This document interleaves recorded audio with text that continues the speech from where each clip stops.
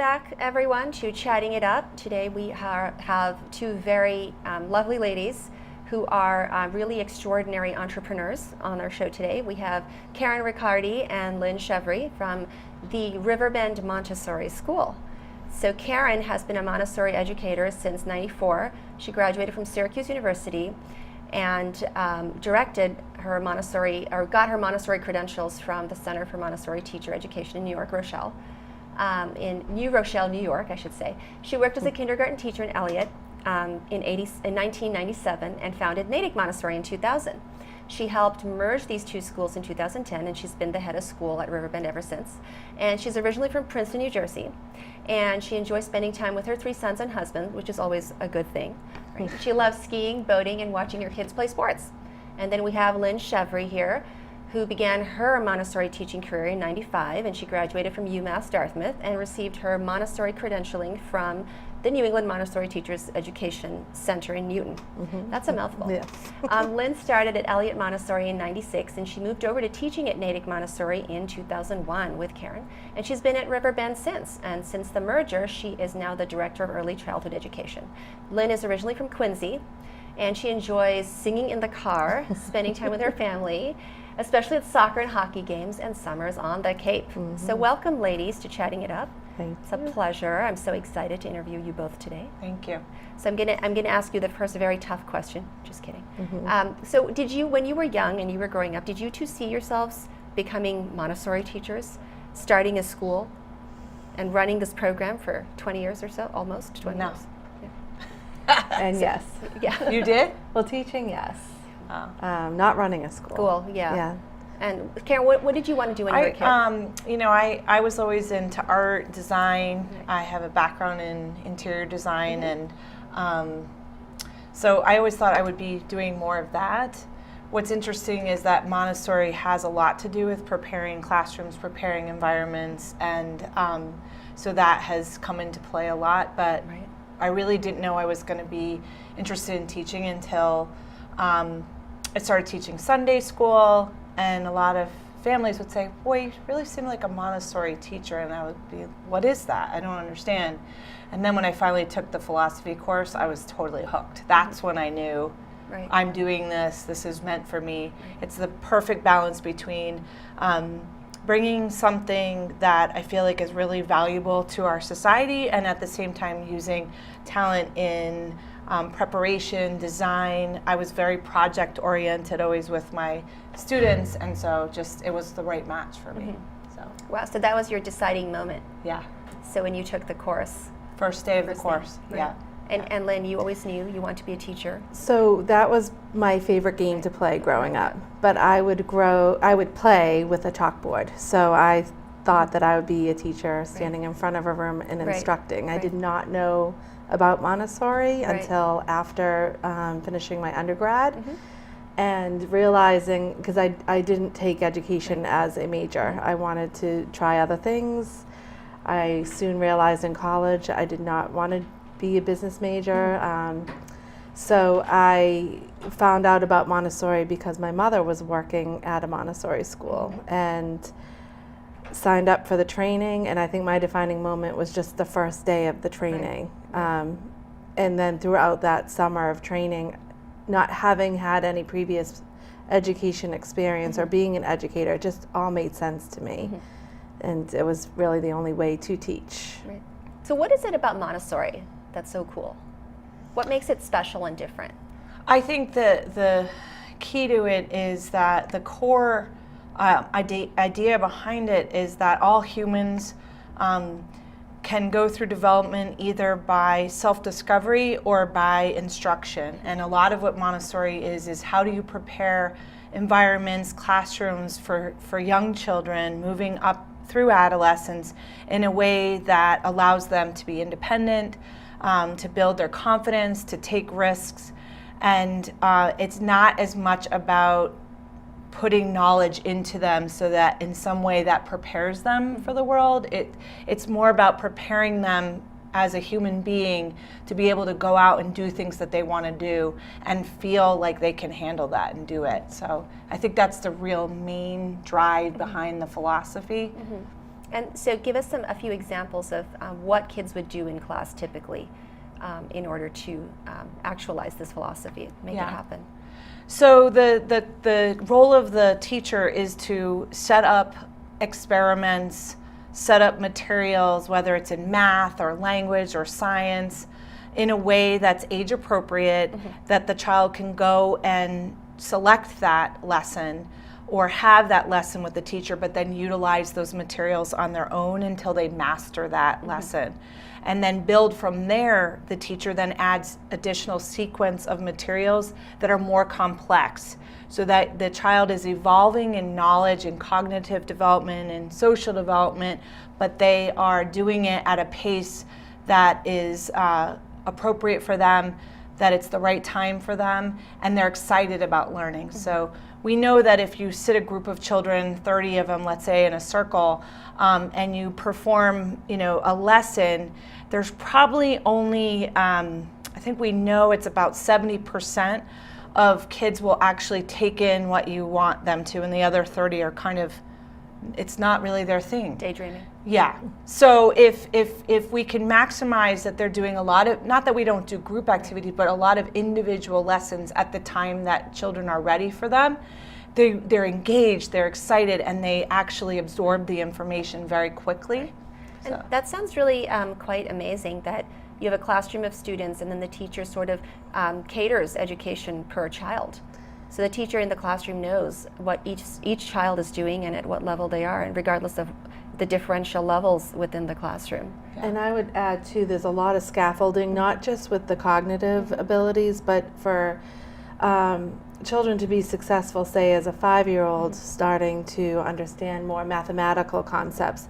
Well, they've done a lot of work as a 3 and a 4-year-old to prepare them for longer work periods, increasing their concentration, having independence, figuring out order of things, so that when they go to sit down and do a longer extended academic work, they have all that already set. So the percentage of success rate is higher for them, and for them to be doing it independently lets them learn at their own pace. Right. And I do think that the Montessori training is so key, that the educator in the room is very aware of what children should be doing at that age, and what are the appropriate times to introduce things, and being a very keen observer to noticing when a child is bored and they need more challenge, or when a child is over-challenged, overwhelmed. How do you break it down in an easier way? And it's not necessarily noticed by the child that the teacher did that. Right. The next day the child may come back into the classroom and something has shifted a little bit to make it work for them. So the role of the teacher, the training of the teacher, is very key to the success of this type of environment. The other thing in Montessori is that the classrooms are multi-age, so our older students are modeling for the younger students things that are coming up for them, or things that they can be introduced to, and oftentimes we find that older students can give a lesson better than a teacher, because as a peer that child is more apt to listen or do the lesson with their friend. Right. So. And there's a lot of peer incentive, and you're really making that work for the program. Yeah. Because kids do want to do what their friends are doing rather than what their parents are doing. Right? Yeah. Friends are so much more interesting. Yes. Yeah. It's actually based on a family style learning environment where younger siblings will see older siblings doing something and they want to try it. Right. So. But in a controlled way, so it's not like Little House on the Prairie, where it's a schoolhouse and you're allowed to run all over the prairie for fun. No, it's not. It's not like that at all. But excellent. Well, that's good to know. Yeah. I'm sure that people who watch this show will be happy to hear that. yeah, Just open the doors and let them we're run not wild. back in the 1800s. But. Right. No, we say there's a lot of freedom, but with within a lot of structure, and that brings us back to Karen's comment about design and how important that is, and the teachers are constantly looking at what needs to change within the environment to either introduce new concepts or to review things, and to allow children to work within a harmonious classroom environment, not a chaotic one. Right. Right. And I was gonna comment on share the address of the school for us so everyone knows where it is. We are at 33 Elliott Street in South Natick, and we're also across the street from that at 5 Auburn Street. Right. So. So when you drive out of Wellesley and you go down, what is it, Route 16? Route 16, or yeah. Washington Street? Yeah. Yeah. And it's right after the Honeywell Farm, Yes. which is a Big red beautiful, barn. Yeah. beautiful location. Yes. And yeah. I want to say that the new building, you not only started a school, but you built an entire brand new building. Yeah. And I can see your background in design playing out in that building. It was really exciting for me to play a role in that.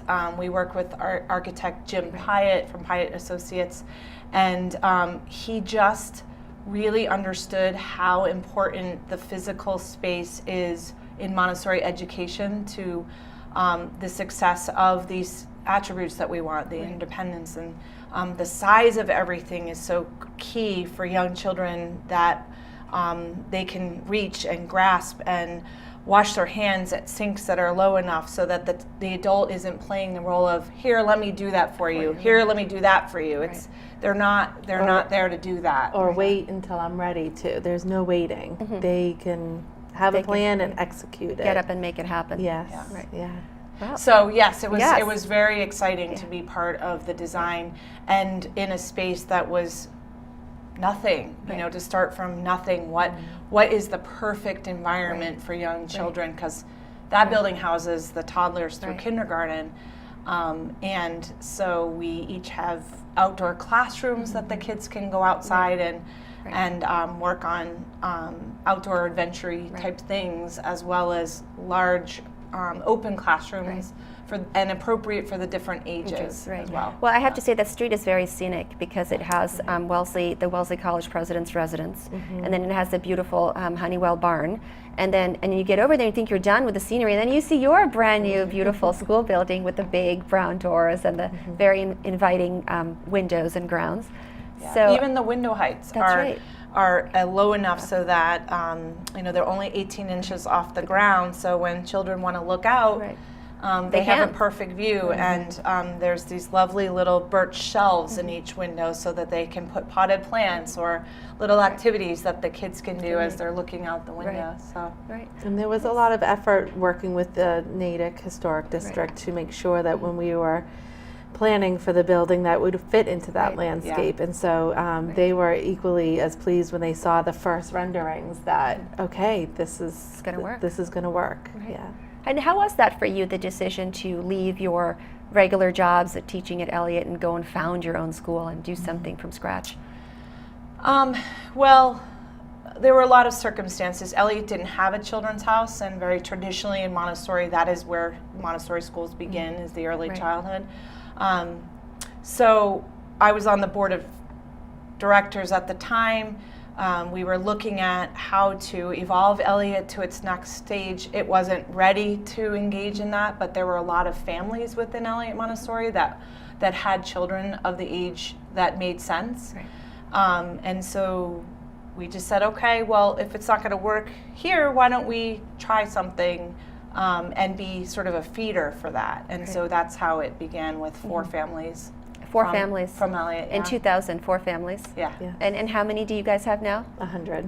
In just the children's house. 144 families in the school and over altogether. 200 kids in the school. Yeah. That's growth, right? Yeah. I would call that growth. Yeah. That's awesome. So tell us about some of the steps that you two were involved in terms of starting a whole school and a whole curriculum and a process to get this going. What did that take? It was great because it was a lot of learning for me how Massachusetts works in terms of opening childcare, and so had to go through that process. Of course, the board of directors of Natick Montessori was now made up of these parents and myself, so it was very collaborative. A lot of nights sitting around discussing vision and what we wanted it to be. I had done a demographic study and saw a need in this area for a good quality Montessori school, and so I was nervous, but I wasn't really worried about whether or not we could really successfully get to the size that we wanted. Originally, the size we wanted was 2 preschool classrooms and 1 toddler classroom, and we did that within, I think the first 4 years. Yes. And then after that, we opened 2 more primary classrooms and an extra toddler classroom. So it rapidly, the vision worked, but the planning part was really about the board of directors. Sean Laughlin was the president of the board for the first 5 years of the school. Artemis Jakowski, who was on the board of directors at Elliott with me, he really stepped up to the plate in terms of funding and helping us get off the ground. So it was a very collaborative process and a lot of late nights, but it worked, and it was great. I don't think you guys have ever experienced having it not work. Yeah. So you've always had to keep up with the demand that seems to constantly grow. Well, I think something that helped us, especially where other schools were really struggling through the years around the economy in 2008, was our location. Yeah. Because being in South Natick, we draw from a lot of towns. A lot of people travel through 16 to get to work in Wellesley if they're coming from Sherborne or Dover. even Dover, Natick. Needham, Natick, Framingham. So that was very helpful. So when we were just starting a search for a permanent home, that was clear. We needed to stay in the South Natick area. And we also just were able to really hire and retain exceptional teachers. Yes. Right.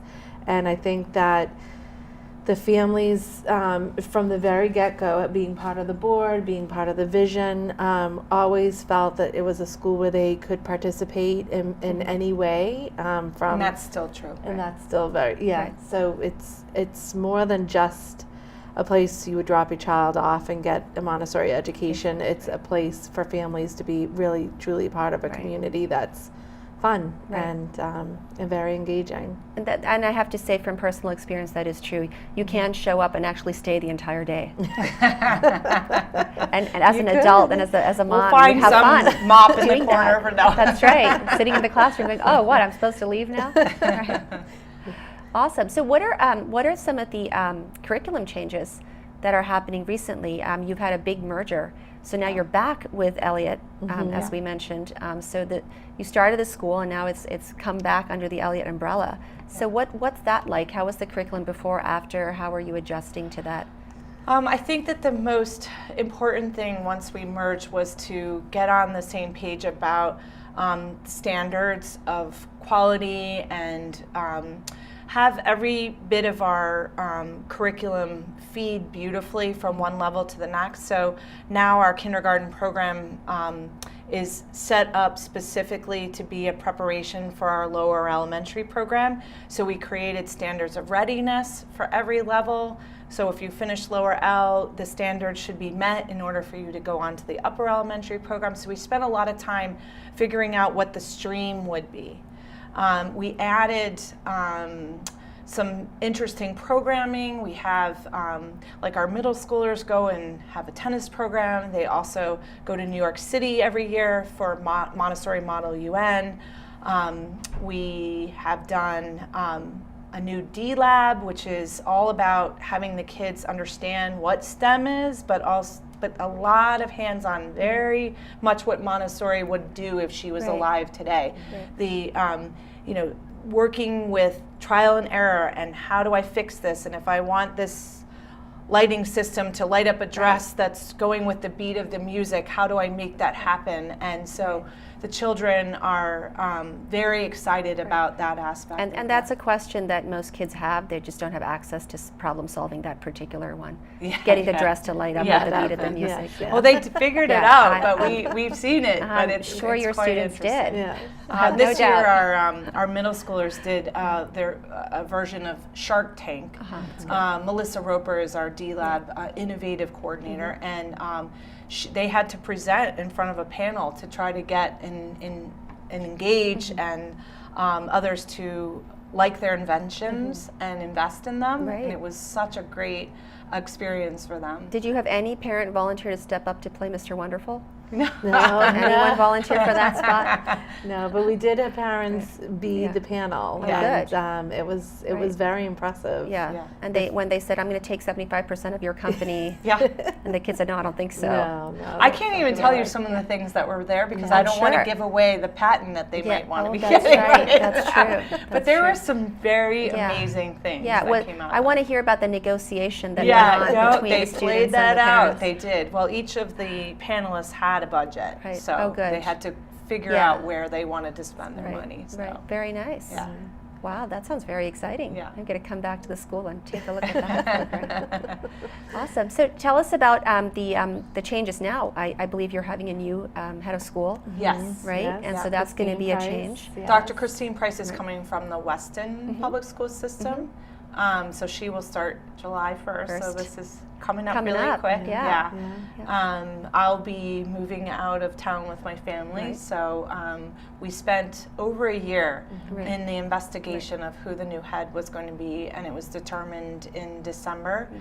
So it's been great because she's local, and she and I have been able to connect Right. and figure out ways to Yeah. to make this as smooth as possible. Right. And I'm very confident in her. Yeah. So It doesn't look like the school has missed a beat or a step, and it's just continuing to grow and do more amazing things. Yeah. Especially with this, what I hear today about your new early childhood engineering program you've got going on there. we actually are excited. We have wait lists in right. our classrooms, and Right. so I feel like I'm leaving on a really great note Yeah. that the school has grown and in fact is sort of busting at the seams right Right. now. Yeah. There is a plan to build a second phase on that side of the So street. behind the existing building. Yeah, Yeah. actually to the left. To the So, left, and the town of Natick has already approved the Great. design, and Yeah. so is the historic district. So it's Right. just a matter of getting our development dollars together and, Right. and making that happen. And that would be an unbelievable, innovative Right. lab itself. Yeah. Just Right. the building Yeah. itself was Right. designed around that. Pretty so. soon you're going to have to rename it to the Riverbend Engineering Maybe. early childhood development Yeah. program.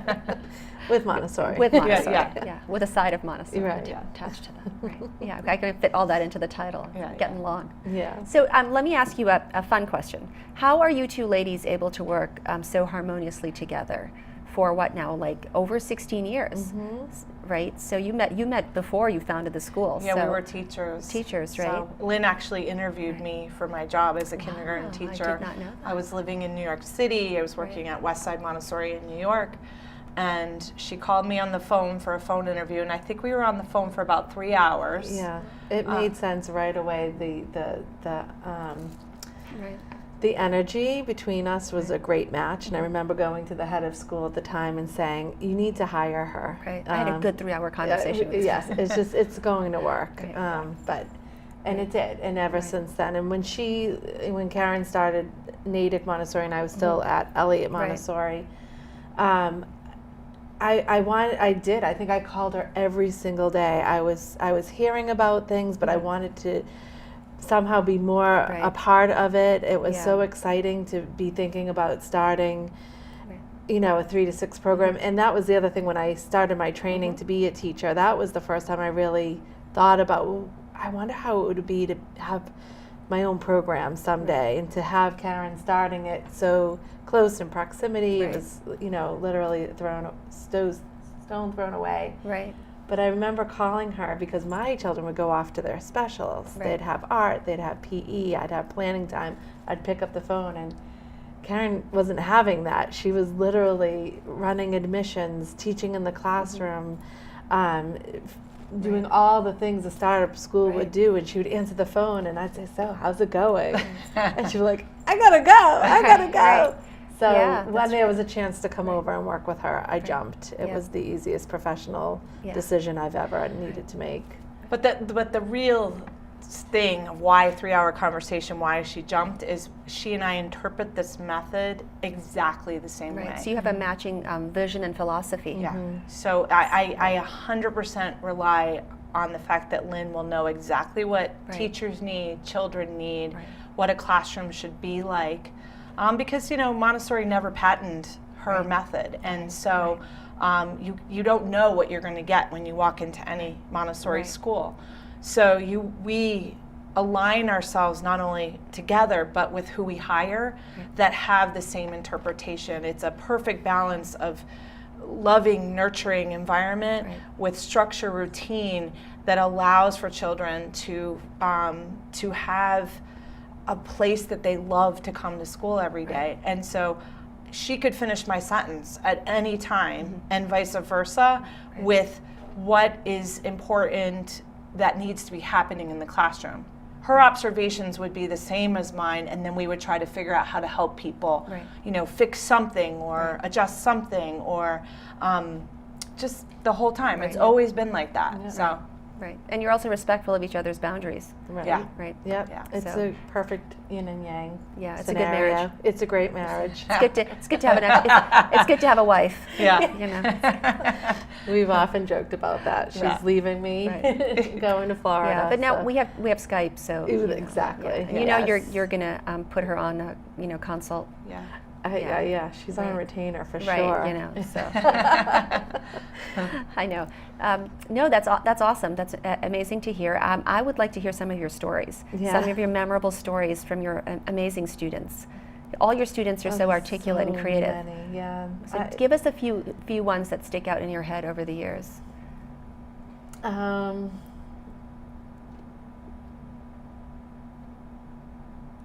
Oh my gosh, it's hard to just pull one up to memory. Right. It really is. I think the moment the car door opens and the teachers come to get those kids out, their personalities that are walking into your school. I don't know. I think that, yes, and I think that the ones where, we have had a great influence on shifting something that might not have been great are really my favorite stories. So when a child, comes let's say to our elementary school because they've been in a school situation where they've been scared or they haven't been self-confident, and then the next thing you know, like 1 month into school, they're up at the assembly playing piano in front of 120 people and they're smiling and they're happy. Those are my favorite stories. The ones where they weren't necessarily going in a direction that was working for them, and then they came to us and it really was the right place for them. Right. So those are, or they were bored out of their minds someplace, and now they're challenged, and they come home and tell their parents like they cannot wait to go back to school the next day because there's something exciting for them to do. Those are the ones where you feel the most reward. I'll never forget this boy who came very shy. It was probably in the 4th or 5th grade. Didn't talk a whole lot throughout the year. Wasn't a stand-up.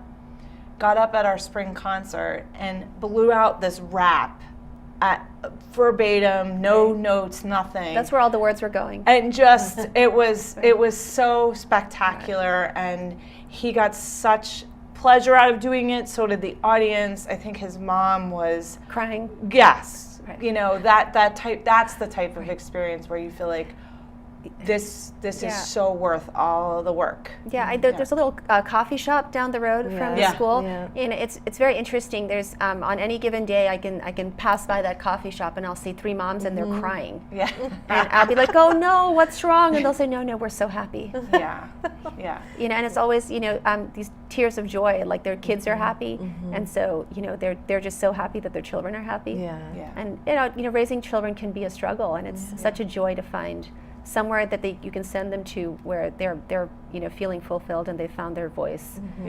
They're for the first time they've seen these children be happy. So I love every day seeing the children just become they're these are the young students. It's daily, and when they are leaving their egocentric world where really they've been dependent on everyone else to care for them, and they're truly in a sensitive time that they want to start to care for themselves and do things for themselves. And the whole environment is conducive to that. We add in the time that they'll need. We add, in the little benches that, make it possible for them to sit and reach, down to their shoes, to push off their shoe and put on their slipper. And you just see these moments for every child every day, where if you pause, to watch, and we get to do that, we're trained to do that, and you see them, try to get a fitted sheet over the side of their cot, and they might have 30 attempts because as they get one on, the other one might pop off. Right. And then they have this self-satisfaction when something like that is figured out and completed by them, that they sit and they really, pause to admire their work, and then they go on and they move on. And the teachers are there to offer the assistance when they need it, but it's done very respectfully. Right. Would you like some help? It's an invitation, because sometimes they just want to persevere, and we want to allow for that and really share in their success. And sometimes you have to make 5 or 6 mistakes to make sure of course that it's actually a mistake, because otherwise how would you know? Right. A big discovery for me also is, because I taught kindergarten for so long, was to watch children realize that they were reading. Right. I'll never forget this little girl, Aden. She was presented a phonetic book after we had spent a lot of time on different ways to learn about decoding, and she just started reading, and then as she got to like the 3rd page, there's only a couple of sentences on each page, all of a sudden she just looked up and she was like, I'm doing it, and then went back down and just kept going. And it's pretty special when you watch kids really get it on their own, and they don't feel like you made that happen. They feel like they made that happen, and those are the miracles. Those are the really fun, great things that happen in our school. Yeah, that is such a nice story. Yeah.